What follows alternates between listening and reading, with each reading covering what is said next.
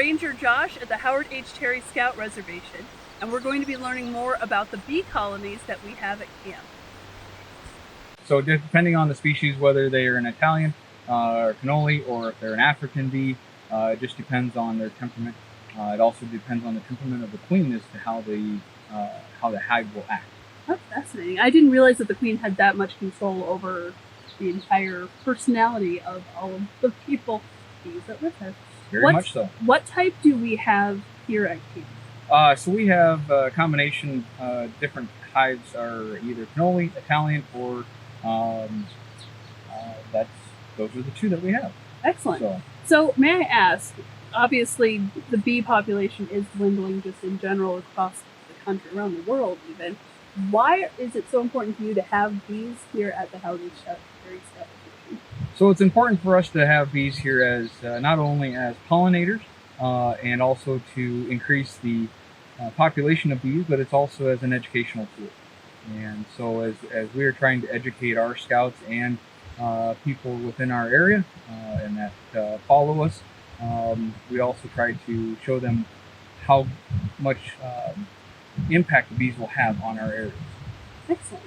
So if I remember hearing from a previous conversation, you also collect the honey from the hives. That is correct. That is a wonderful byproduct from the hives. Excellent. How much honey would you say one hive is able to produce? Depends on the amount produced. So each hive will have what is called a honey super on it, which has smaller frames on it. There's 10 frames in those. And it just depends on how full those are, depending on the quantity. So you could get anywhere from, let's say, maybe a dozen 1 pound bottles out of one super, or you could collect more than that. It just depends on the amount. Awesome. How often do you collect from there? So we'll probably collect from one hive, depending on how they're producing honey. Probably maybe twice. Probably not 3 times, but at least probably twice. Is there a plan to do anything with the honey that's being collected here from camp? So yeah, we actually use it in the dining hall a little bit, and then we also sell it as fundraising for the bee program itself. Excellent. That's really, really cool. Ton of stuff sitting here. So you've got your jacket on. Yep. Does it come with that traditional like beekeeper help like? So this one actually comes, there's all sorts of different brands and styles, and whatever the beekeeper is most comfortable with is what they should be using and what fits them. Obviously, you know, your beekeeping's, a lot of it's done in the summertime, so you want to make sure it's nice and cool, and so there's breathable ones and such. But so this one has a hood that's actually zipped on attached to it, a vented hood. Some have larger brim type hoods that go around it, but you want to make sure that it seals up so that the bees don't get into your suit and make it an exciting time. So we have long gloves. They're also vented so that you don't get too warm that way. So what I have here on the lid of the box here is a brush that we use for moving the bees around a little bit sometimes. This is what's called a smoker, and so we'll have different types of natural products to put in the smoker to create the smoke, because we don't want to damage our bees with the chemicals and things of that sort. So what I have is some organic burlap here, and then also just some cedar wood chips that helps with that. And then at the top of that we put just some grass, in which helps filter that smoke a little bit, but more or less it actually cools it down a little bit, because we don't want to burn our bees. Okay. So other things that I have here is we have what is called a hive tool. This is to help move the frames around, open up the boxes, and get inside to do our bee inspection. So, one random question. You've got a nice, awesome white jacket on, but you don't have any kind of special pants on. Are there special pants that are required for this? So there is. You can get the white trousers that go with this. They just go over your regular pants. You can also get a full jumpsuit. Some, depending on the day and the time frame we're going to get into the hive, is depending on whether I wear those pants or not, because sometimes the bees will get on the ground and they'll actually crawl, come up your pant leg or that kind of thing. So you just want to make sure that you're protecting yourself. So today we shouldn't be too bad with the way the hives are acting today.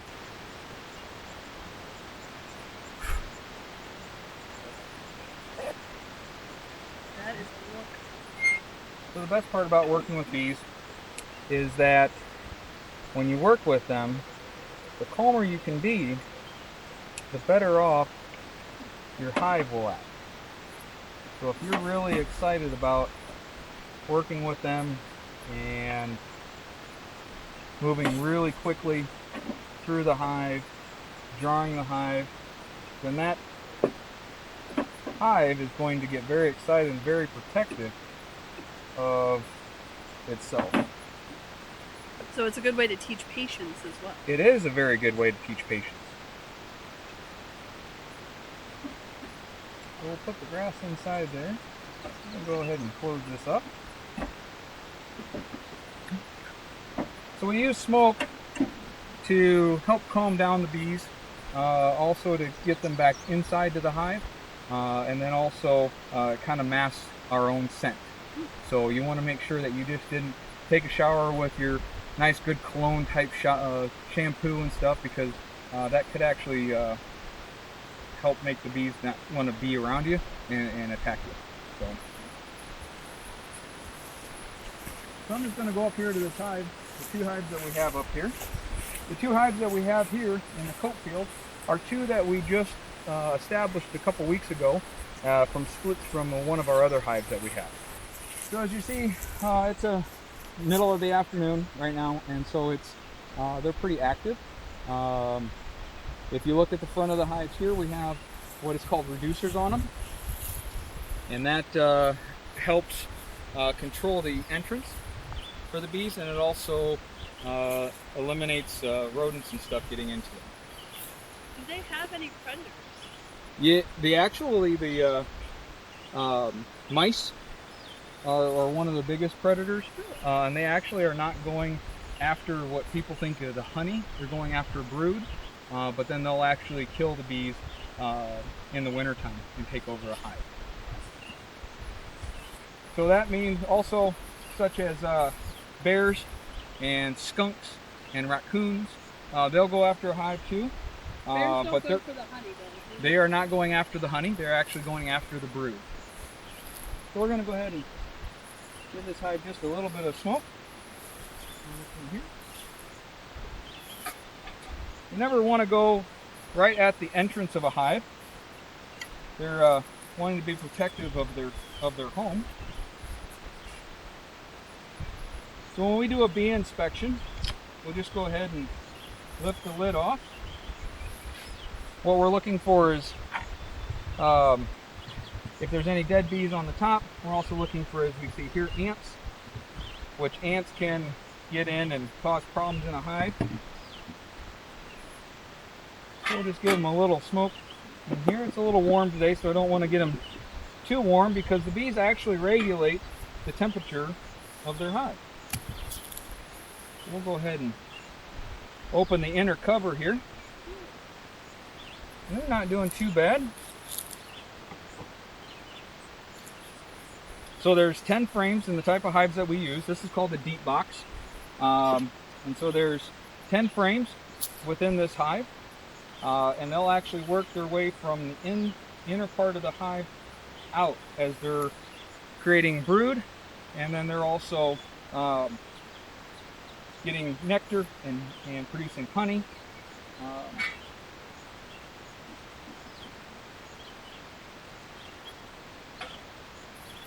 So what we do is we just kind of separate them just a little bit, because they glue everything together with a product that they call propolis, and it just helps seal up a hive. Keeps things together.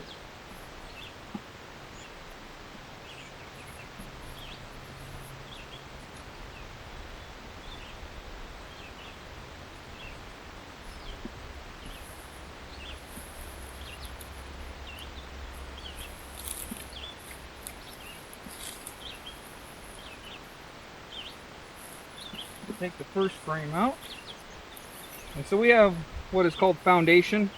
This is the stuff here. It's covered with wax to help have the bees start to draw it out. You can see this is all brand new wax comb that they're starting to draw. We're just going to go ahead and set this guy right over here,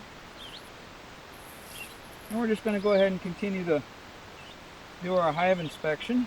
They're not building a whole lot right now. we also want to make sure that we don't put our queen outside of the hive. So I know with ant colonies, the queen usually has like a home spot that she stays in. Is that the case with bees as well, where they've got a spot where the queen just kind of stays all day? No, actually the queen moves throughout the entire hive. So, as you see on this frame right here, they're starting to collect quite a bit of honey and cap it. And then all this yellow stuff in here is pollen.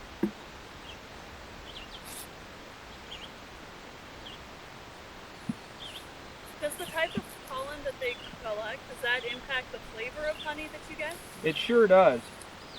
So, and it depends on the time of year too. So, this time of year, you're going to get a lot of clover honey, and up by our orchard, you're going to get a lot of our apple blossom honey. So it definitely impacts the flavor of it. So in the fall, you get goldenrod and different fall flowers. So this one here has actually what is called cap brood. That dark color there. And then inside, might be a little hard to see there with the camera, but you can actually see where there's some larvae there that hasn't been capped yet. Is that the white area? The white area, that is correct. What is the purpose of the capping? Is it just kind of like... It's actually, once the larva has developed to a certain size, then they go ahead and cap it so that it can finish developing, and then it'll emerge on its own. So those are probably about, the color that they are, they're probably about a week to 2 weeks from being, from emerging.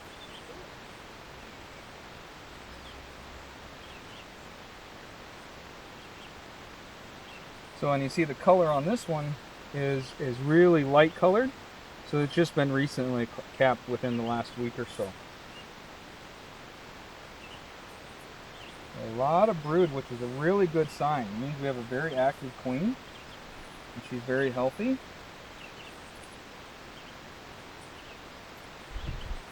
But they're also potentially trying to create their own. So this cup right here could also be construed as a queen cup if they're not happy with the queen's work that she's doing currently, that they could actually go to create their own. It's like a mutant. But we don't want them to create their own, so all we have to do is just damage that a little bit and they'll quit. We want to make sure that our frames stay in the same order as much as we can. Sometimes we move them around just a little bit.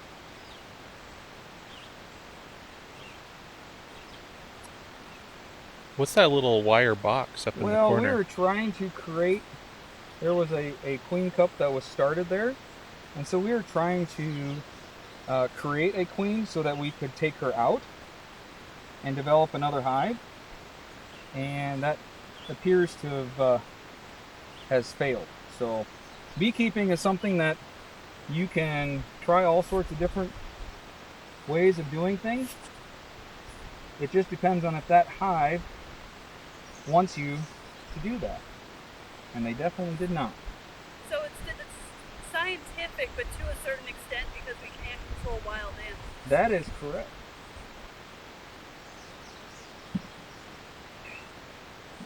I have not found the queen yet.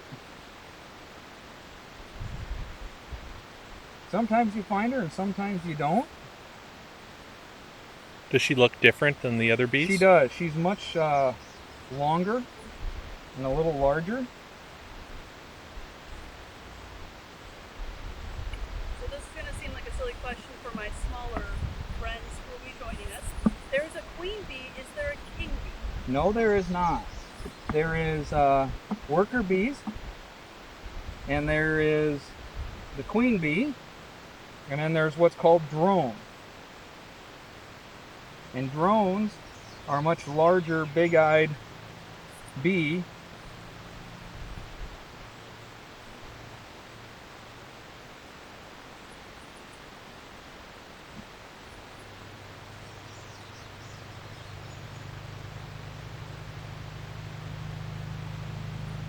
Is it possible to have more than one queen in a colony? Um, Happily? not happily, no. If a queen is not doing her job, laying more brood, then they will actually remove her from the colony and they will create a new one. We're going to go ahead and slide all our frames back together. And that one stayed there, so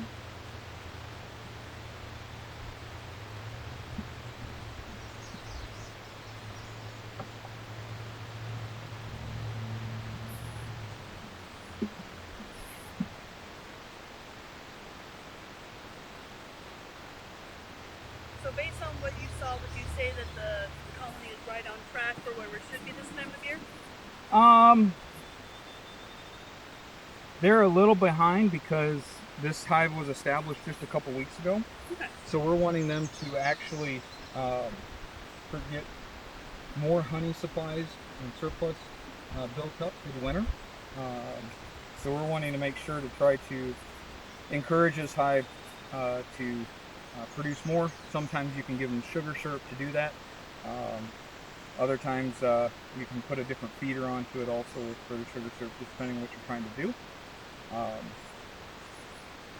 We won't add another top box. Sometimes you see hives that are very tall, multiple boxes, and we won't add another one of those until we get to what we call the 88 or 80%. So once 8 out of the 10 frames are fairly full with either honey or brood, then they need more space, and so we'll add another box to help them move up into that.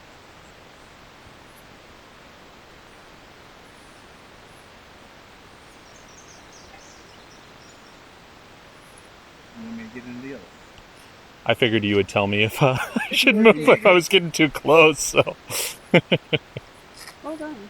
So when you're getting done with doing your inspection, you always want to make sure that you don't have any friends traveling with you, any bees still on your suit, because they'll get into the vehicle with you and such. You're wanting to make sure that your smoker gets put out properly. Every scout makes sure that the fire is out before they leave it. So we always make sure of that, but we also keep it going until we're completely ready to be done and away from the hive. That way, if we need to have a little more to help remove any other extra tag-alongs that we might have. So. Other than starting their own colony, what can Cub Scouts do to help increase the number of bees in a community? What can they do to help pollinators do their job? So in any pollinator, so that not only is bees, but there's so many other insects and butterflies and such that can help be pollinators, is to help support your local conservation organizations. You can help plant native flowers within your own community, without your own house, in your own flower beds. You can even do perennials and annuals, just anything that's going to help them produce more of their population is the big thing that we're looking at. The biggest thing with the bees is that they help pollinate so much of our food production that if we don't have them, then our food production is definitely going to go down. So there's actually what is called trucker bees, and they get trucked all along the east and west coast and from border to border, helping pollinate all sorts of food production, almond farms and vegetable farms. So it's quite the process that they can do.